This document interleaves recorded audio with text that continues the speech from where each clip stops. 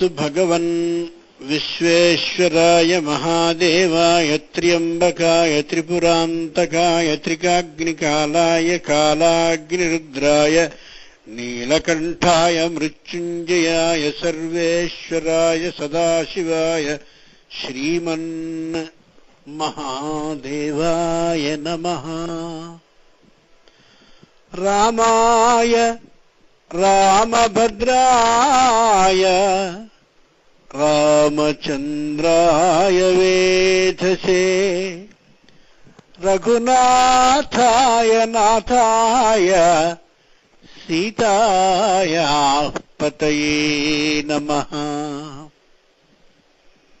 స్వదేశీయులు అయి ప్రస్తుతం విదేశాల్లో ఉన్నటువంటి భారతీయ బంధువులందరికీ ధన్యవాదాంజలిని సమర్పిస్తూ మైలవరపు శ్రీనివాసరావు అనే నేను వ్యాసుడు చెప్పినటువంటి కార్తీక పురాణాన్ని నేటి నుంచి 30 రోజుల పాటు ప్రవచనాన్ని చేయవలసిందిగా ప్రవచనం.com వారు కోరగా ప్రయత్నిస్తున్నాను.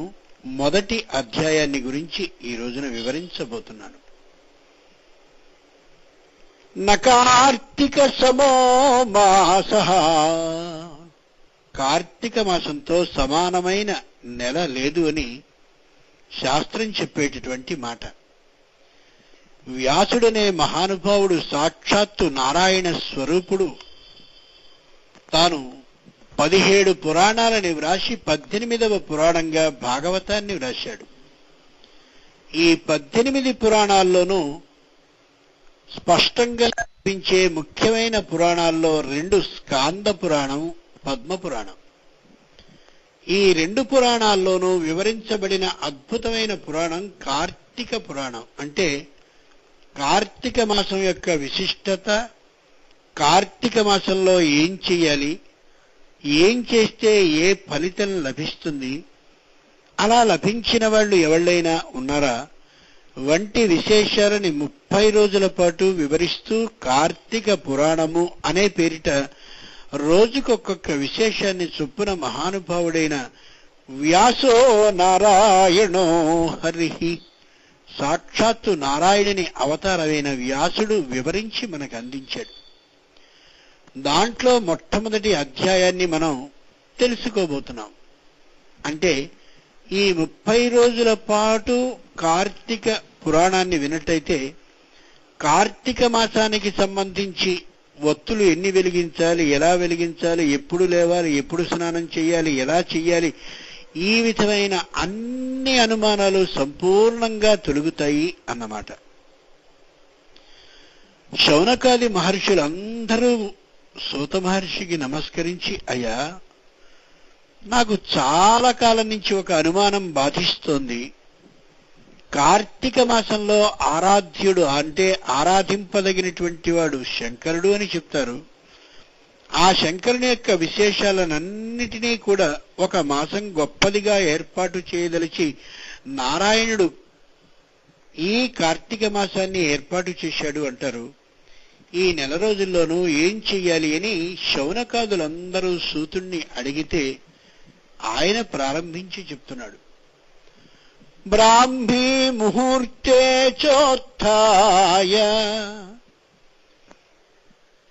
నెల రోజుల్లో 30 రోజుల్లో ఏ ఒక్క రోజైనా సరే బ్రాహ్మీ ముహూర్తం అంటే తెల్లవారుజామున 4:30 లేచి స్నానాన్ని చేయాలి ప్రతి ఒక్క వ్యక్తి. కార్తీక మాసంలో అవకాశం ఉంటే 30 రోజుల పాటు చేస్తే మరీ మంచిది.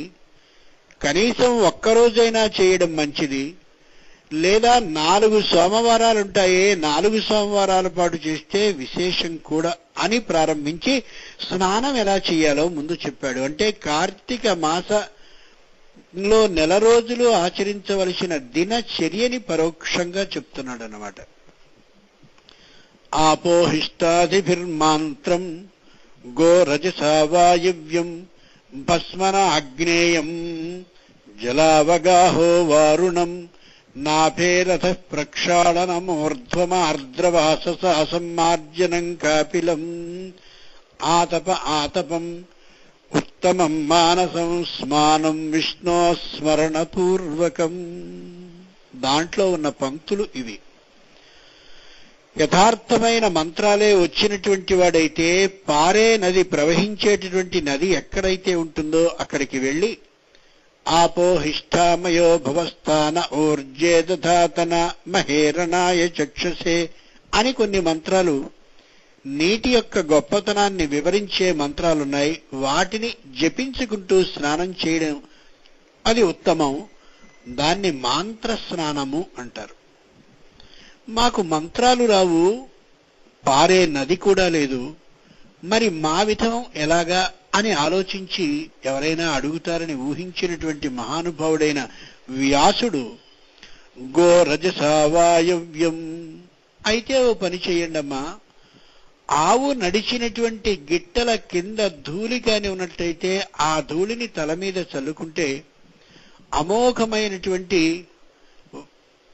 వాయవ్యం అనే పేరు కలిగిన స్నానంతో సమానమవుతుంది. కాబట్టి ఇది కూడా తెల్లవారుజాము